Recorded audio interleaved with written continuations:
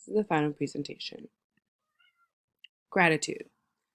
Thankful for friends, coffee, my education, of course, family, my health as well. But, my childhood friends and I have been friends for 15 years. They're a great support system. They're super important to me. And we've created like our own little traditions along the way that mean a lot to us, especially, as we continue to grow and go choose different paths in life. Some of us have moved away and gives us a place to visit. Just always a sense of belonging in that group. All good things start with coffee. I've been caffeine addict for so long. It's gotten me through long nights in the library and all of that stuff. A lot of studying going on through over the years. I'm getting my associate's degree this semester, and I'll be going to nursing school in the fall. So I'm always thankful for my education and the opportunities it's given me and how far I've gotten. My moral exemplar is my grandfather. Um, he's an honest, hardworking man who's not always been dealt the easiest cards, but he's managed to raise two children, as well as myself over the 17 years of his life. He was in the Navy, he's a Vietnam veteran. After serving our country, he came home, got married, and started a life of work and family. He worked for the town of Marblehead, which is where we still reside, as a director of the cemetery department for 40 years. He coached high school football for just about 40 years, and in his free time, he spent time with his family over meals, vacations, sporting events, and things like that. I looked up to him for so many reasons, but specifically because of his work ethic. I learned that nothing comes easy and everything you work for is earned. If you aren't working, you don't earn things. I appreciate him for instilling certain values in me, such as family, financial stability, and fulfillment. He's always spoke honestly and truthfully, and has given much of his life to the community and his family. I aspire to be half the person he is as I continue to grow and learn. My values. My number one value is family. It's an important value to me because I have a big family. We all live really close to each other, within like Marblehead, Lynn, and Salem. So we're able to all like grow up together. They've always been there to support us. Like all my uncles and my aunts, my cousins live around here, including like my mom and my dad's side of the family. So it's always been like pretty well rounded for us.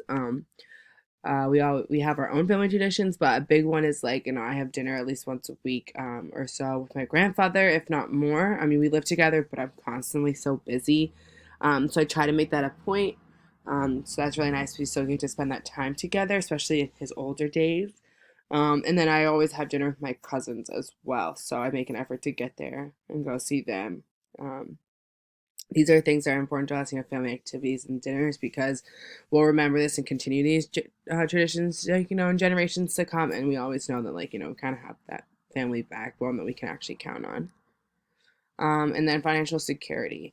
It's always been important to me. I've been feeling this value for a long time, like working 2 or 3 jobs. As I said about my grandfather, hard work's been instilled in me for so long. And, like, I wouldn't have a lot of what I have if I wasn't, like, working both, like, financially for, money and to support myself and my family, as well as, like, in my education. So definitely financial security.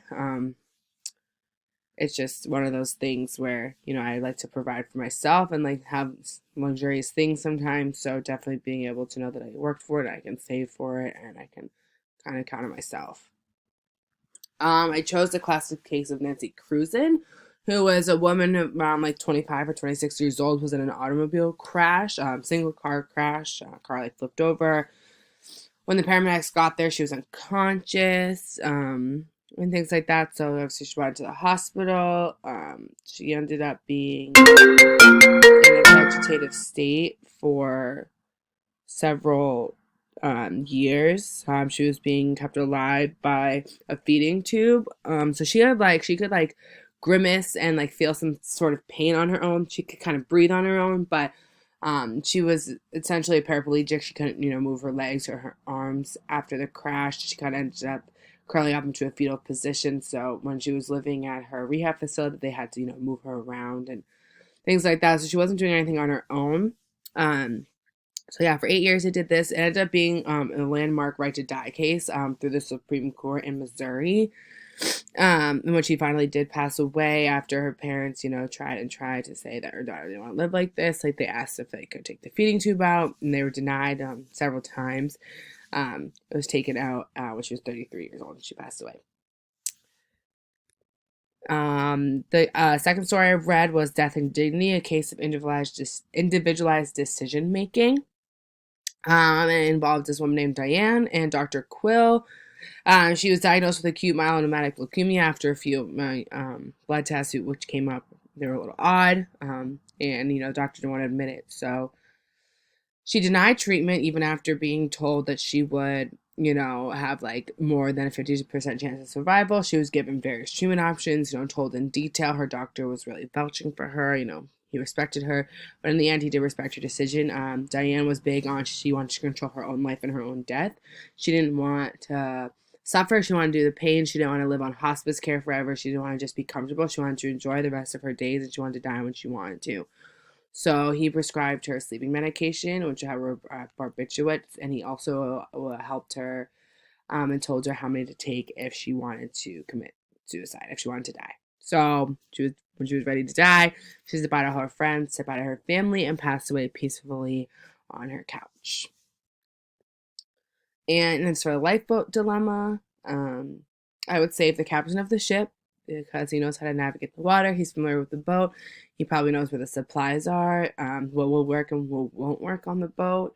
And the big one is like obviously familiar with the water. So that's big in any boating experience. If you don't know how to navigate the waters you're sailing or have experience on the water, it can be very difficult.